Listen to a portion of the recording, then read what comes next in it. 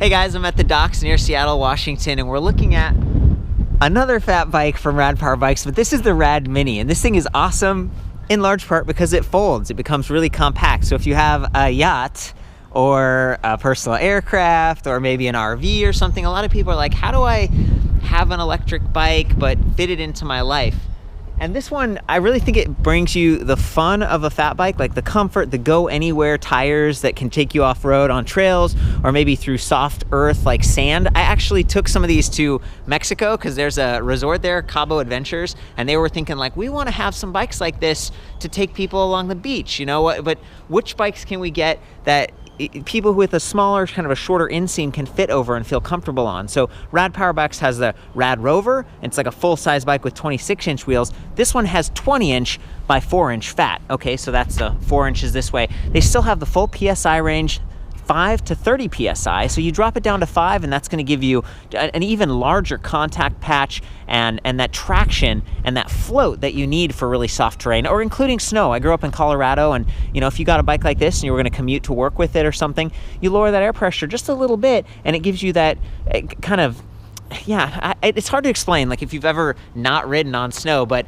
traditional bike tires, they're like 2.5 inches or something, and they just kind of sink into the snow, where these kind of bulge and give you that float. So anyway, the tires are a big feature here, and it's just something I wanted to focus on. We got the Kenda Crusade Sport, and then the rims and the wheels. Maybe I'll go there next. The front wheel, it offers quick release. So whether you fold this thing in half and really break it down, or you just want to reduce the weight a little bit, you can just use that quick release skewer, pull it right off, take the battery off, it's 7.7 pounds, and then you've reduced the overall weight of this bike significantly. It weighs about 63.7 pounds, so it's not the lightest weight thing in the world. That suspension fork, it's like a 60mm travel here. It's not an air fork, it's a spring fork, and that's fine. You know, you're not gonna lose air pressure over time. It does have preload adjust, and it has lockout with compression adjust. So if you're a little bit heavier, or maybe you don't wanna have that kind of bouncy feeling, you listen to it click. So there's a bunch of different kind of settings in here, and a larger people might end up riding this. You know, I weigh about 135 pounds. If you're someone who's up to 275 pounds, that's the weight limit on this. Sometimes there's this kind of squishy feeling or whatever. That lockout is going to help you reduce that, and dive. When you stop hard, the bike can kind of dive forward. So I just feel like, even though it's not like the world's fanciest fork, they've got all the special pieces and adjustments that I would look for. While we're up here, notice that we've got this Spinninga Ascendo headlight. It's got 2 LEDs and it's pretty bright. It's nice, it's aimable. It's mounted to the bridge on the fork, so when you ride, if you're bouncing up and down, the light might bounce a little bit. It'd be nice if that was up here, but then again, if you're folding and stuff, it might get bumped a little bit easier, and it's already kind of crowded up here because this does have brake lever motor inhibitors. Really good setup, and I'll get to that when we talk about the drivetrain later, but the suspension fork is a big deal for me, the tires, and then you can see that we have a fat bike specific motor. So see how the motor casing is a little bit wider? It gives you a nice bracing angle on those spokes and just that strength that you really want for the higher weight capacity, and especially if you put some gear on this included rack paint match. So I like that. It is bolt-on, so you could potentially remove that if you wanted to reduce the weight a little bit or the size, but I like the rack in large part because it has an integrated light here. This light is independent, meaning it runs on 2 AAA batteries, and you have to turn it on manually like that. It'd be nice if it was running off the main battery just like the headlight and it was all integrated to the display, but you know, it's kind of a cost savings thing, and Spinninga makes pretty good lights, so I'm a fan of this, and it's better than nothing. You just have to remember to turn it on. If you click it again, you get flashing, and that's great because a lot of e-bikes, the lights don't flash, and then click it again, it goes off. So just, you know, you don't want to accidentally leave it on and come back and find that your battery's worn out. This rack is pretty neat. It has some bolts here, so you can actually put one of the baskets on there that Rad Power Bike sells, and it's got a window right here, this little rectangular space, so you can put the Yup child seat on. So that's awesome. Racks, everyone has like a different use for them, but if you're someone who's a little bit more petite, maybe you're a mom and you've got kids, but you want the fat bike so you can kind of go off-road a little bit, or just the fun look of it, this bike is still very capable. I feel like Rad Power Bikes has consolidated and simplified their offering a lot for 2018, including like the battery. It's the same battery pack design for all of their bikes, and it's upgraded in terms of capacity. So it used to be 48 volts, 11.6 amp hours, which is pretty good. Now it's 48 volts, 14 amp hours, so significantly higher capacity, and they're using the Samsung 35E cells. Those are high energy density. They're just a little bit higher quality, like all the way across the bike, and replacement packs are like $4.99. So if you wanted to, you could use this rear rack and turn this into like a trekking bike and just go extra far and swap out the batteries on the way. The charger for this bike, it's a little bit more basic. It's like 1.1 pounds, which is nice, lightweight, but it only puts out 2 amps. And when you're dealing with a battery pack that's higher capacity like this, that means it's going to be 5.5, 6 hours to charge. But again, you can just toss that in your bag or whatever, maybe charge it halfway. If you were using this to commute to work or something, you could leave the bike at the bike rack, and then you just take the battery with you upstairs or whatever and plug it in while you're getting your work done, and it's just great. And then look at where the charging port is positioned. It's way up high. It's not near the crank arms or anything. It's not going to get sheared off accidentally. And hopefully if you trip over it or something, it just pop out here versus getting all tangled up. So I definitely like that. I like what they've done. I also like that they've got a plastic chain guide. It'd be nice if this was aluminum alloy, which is what they have on some of the other bikes like the Rad City and the Rad Rover. But this is still going to help your pants like slough by and not get snagged or greasy on that chain. Also, if you're on bumpy terrain, like maybe you're going from the concrete to the docks or something, and you start bouncing around, that chain is not going to bounce off and require that you get your hands all greasy and, you know, fiddle with that. So it's pretty nice. 48 teeth on that chainring. It's extra large. And then back here, we have kind of a smaller range cassette. So, you know, we've just got a basic Shimano tourney. It's kind of entry level, but we have 14 to 28 teeth, whereas a lot of their other bikes, it's like 14 to 34. So, you know, why is the bigger sprocket smaller on this one? I think part of it is because the wheels are smaller, and so they're balancing it out. When you have a larger wheel, you need a larger sprocket back here to get that mechanical advantage. For a folding bike like this with the smaller wheels, this works just fine, and this is part of the cost savings. So another thing that they've done here that's different from the other Rad Power bikes is the motor cables coming out the side right here versus being tucked in on some of their Rad City bikes. It's a little bit, I think, you know, more protected there. But this derailleur guard, if the bike tips or if you're folding it or whatever, it still offers decent protection, and it's also going to protect that derailleur. So that's something, you know, especially with a folding bike, this is the sensitive part of the bike. There is a disconnect here, so you can, you know, if you have to do some maintenance, you get a flat tire or whatever kind of work you're doing, you can do it. It's just, you know, this is where the complexity all happens. So the motor is rated at 750 watts. It's an internally geared Bafang motor, and in my experience, it's very zippy and capable, especially on a smaller wheel, because again, it gets a big mechanical advantage. It's not having to turn this huge wheel. It's a smaller wheel. It gets, you know, it's zippy. We'll see that later when we get out there and do a test ride. If you're in Canada, they have just launched, and they've got the same sort of free shipping thing that they do in the US now, but it's a 500 watt motor there to comply with local legislation and everything like that. They're also doing some stuff in Europe, and they've got like a Rad Rhino that's going to be released over there. These guys are growing a lot. Pretty exciting to see that they're growing responsibly. Like, there have been some other bike brands where it's like, we'll sell to you, and then the end consumer is like kind of stuck with maybe without support. Rad Power Bikes offers a year-long comprehensive warranty, and they have pretty good, you know, phone support and everything like that. So even though this is an online-only type of electric bike, they're going the extra mile to help make it kind of worthwhile, and you do get the cost savings. So $14.99 on this, which is what I would consider to be very affordable in the world of electric bikes. They also have a partnership now with Velofix, which is a company in the US that'll like travel around and assemble your bike, and they'll deliver it to you, and then 30 days later you can get them to tune it up, so they can say, okay, you know, is it still shifting right, or has there been some cable stretch? You know, how are the brakes doing? The brakes on this bike are pretty great, considering that it has the smaller wheels. Again, you have the mechanical advantage. So these are 180 millimeter rotors. You get that extra width. They are mechanical versus hydraulic. So hydraulic disc brakes, you don't have to pull quite as hard on the levers, and the levers tend to be a little bit smaller, and they have adjustable reach. As far as mechanical brakes go, these are great because they got the integrated bell and they got the rubberized edges and stuff. And again, you have 180s in the front and in the rear.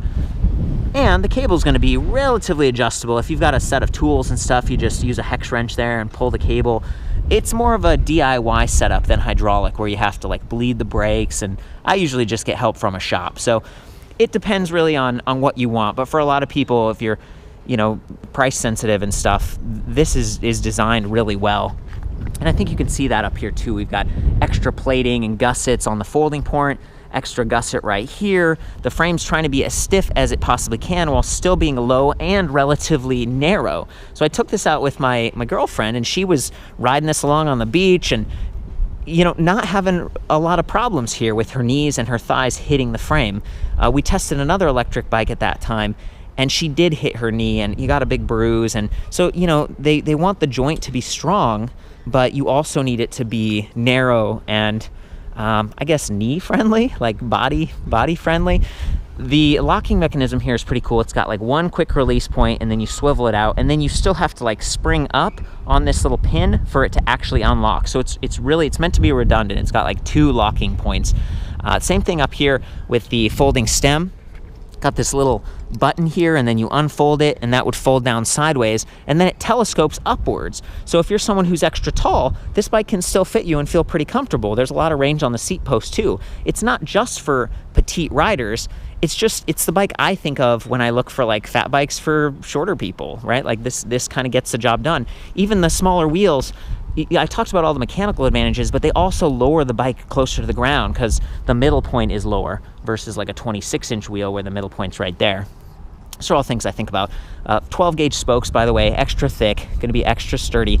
And even the folding pedals here, got these Welgo. They're metal versus plastic. They're a little bit wider. They've got these grip points. This is a nice folding pedal, and I don't see it a lot on other cheaper folding electric bikes. So this is another area where Rad Power Bikes has gone the distance.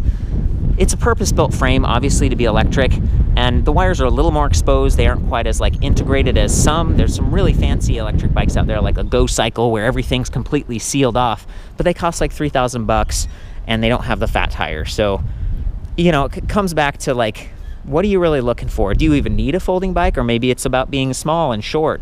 I hope I'm covering a lot of this for you so you can get a good idea. And then over here, you can see this is sealed and it's metal threaded, one of the connector points for the display, so it's a little bit more water resistant. And then we've got that headlight down here.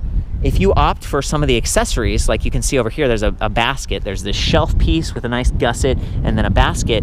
It comes with an extender piece so you can remount the light a little bit further forward. Now these racks are great because they stay straight even when you turn, so they aren't going to dump your load, but the light's not going to shine where you're pointing all the time. And it's just it's a little bit, I don't know, I guess it's kind of a question mark in my mind. I can understand why if they had the light back here, it wouldn't work. It would be colliding, and if anything was hanging through the bag, it would get in the way. And then these fenders, that's another really great upgrade they offer.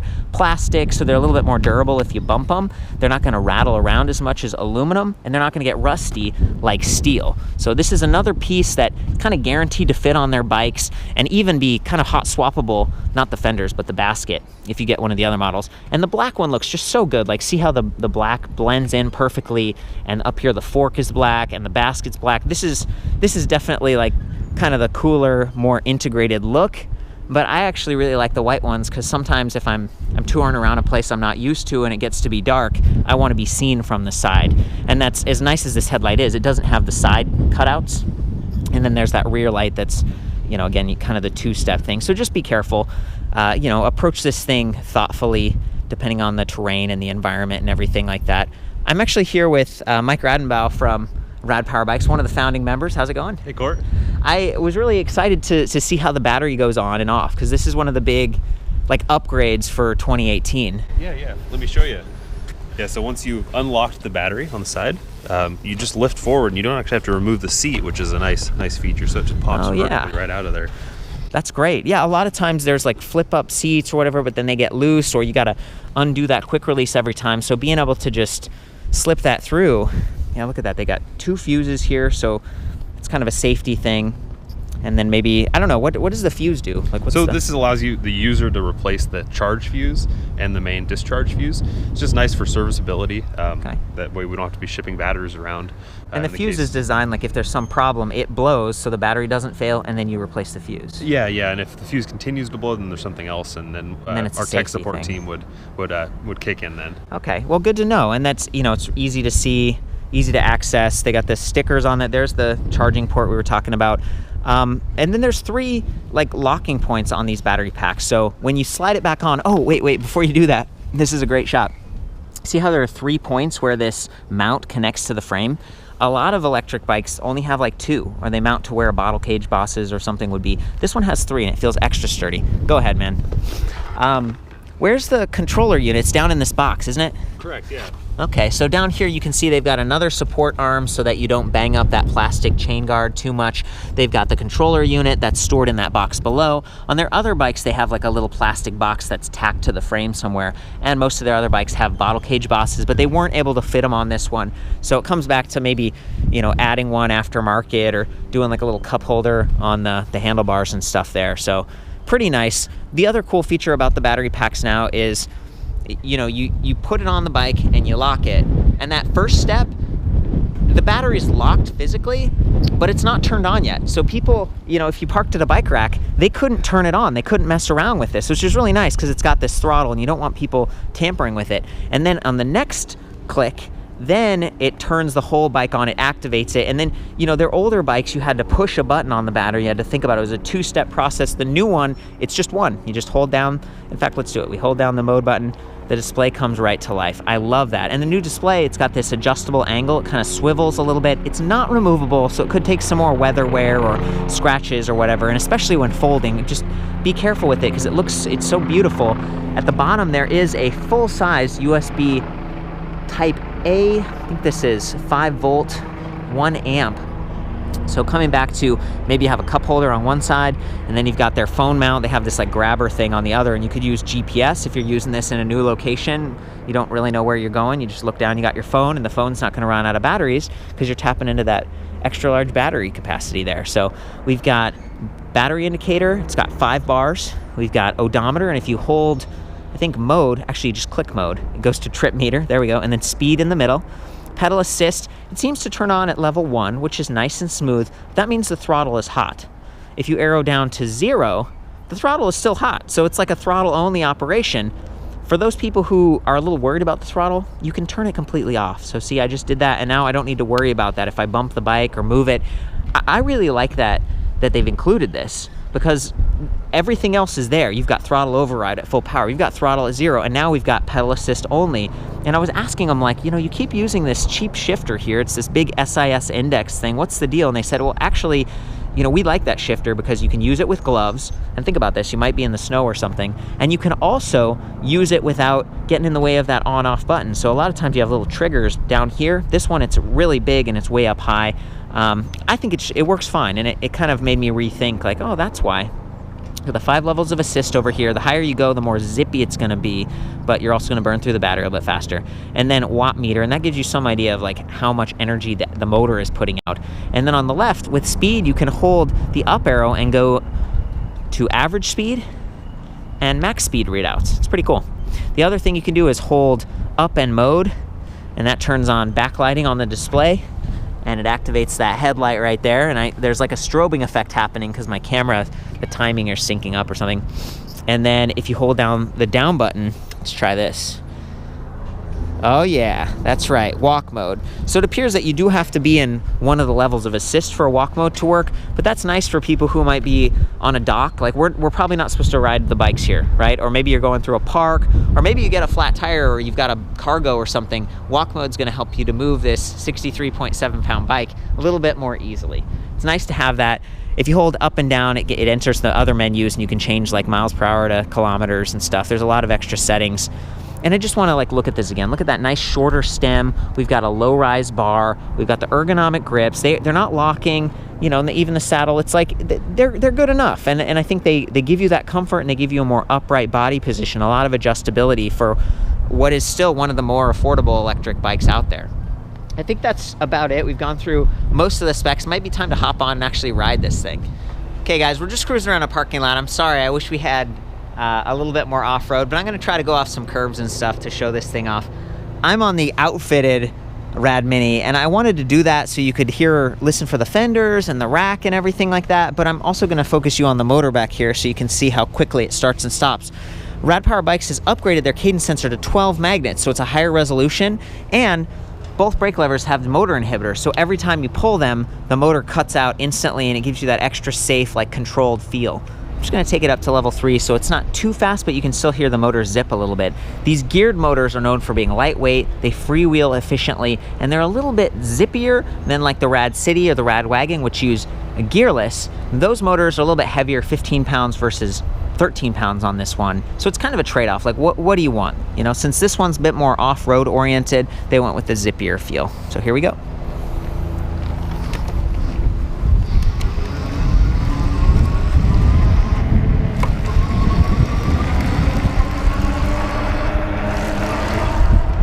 Feeling pretty stable, even with the basket. Oh boy.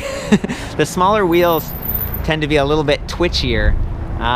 But you know, with that mechanical advantage, they really have some get up and go. Take it to level 5 now.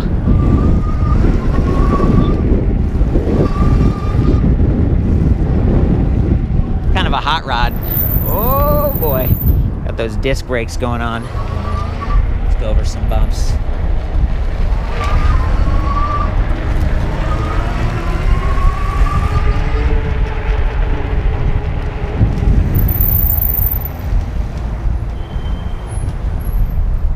Suspension test. Nice.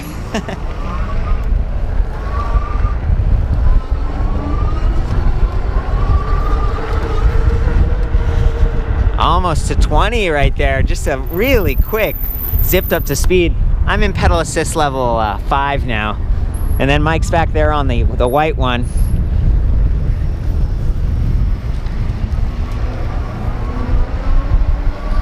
And he forgot to turn his light on. There we go. Looking good. Can I do a handoff? Yeah. Nice. There we go.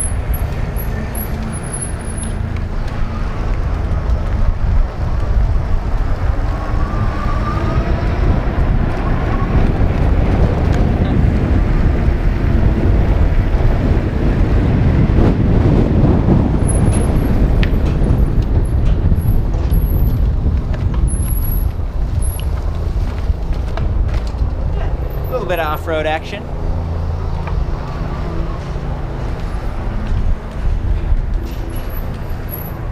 Okay guys, from here you can see the chainring up here. Again, 48 teeth, so it's a little bit bigger than their other ones. We got the slap guard, it's gonna keep the chain in good shape. And then we've got the cassette back here. So I'll be shifting through some of the gears, and I'm using that higher resolution 12 magnet cadence sensor. I'm gonna pedal, I'm gonna stop, listen for the motor. And again, with the geared motors on the Rad Rover and the Rad Mini, it's a little bit more noise because there's gears inside, but you do get that freewheeling, so it's pretty efficient when you coast.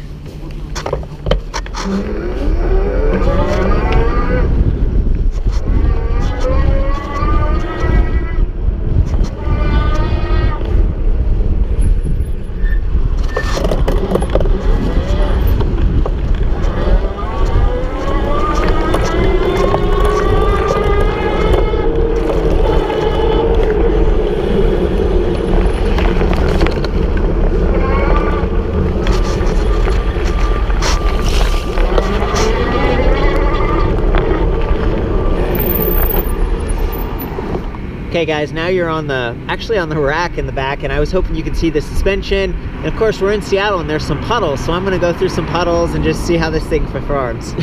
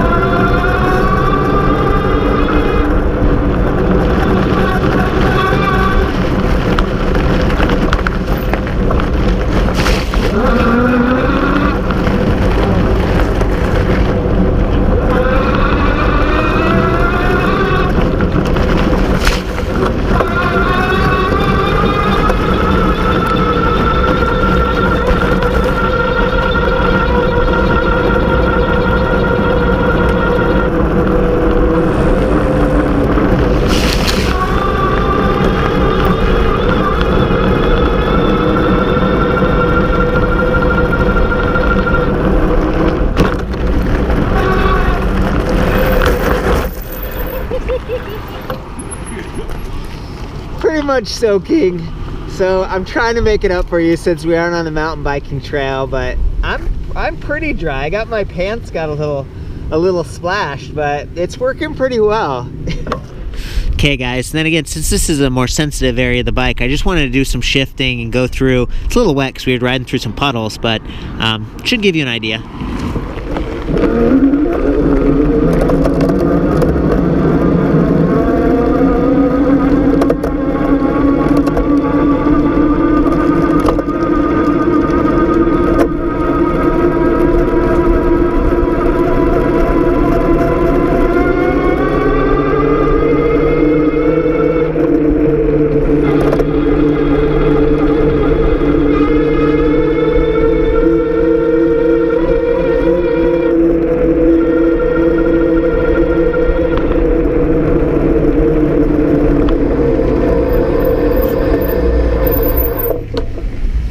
Gear range actually feels pretty good going from 0 up to 20 miles per hour. It really covers that spread even though it's only 7 gears.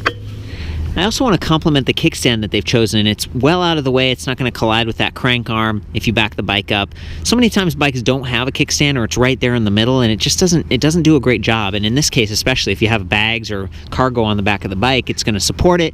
It's adjustable length, and it's got a bigger footprint at the bottom so it doesn't sink into soft terrain.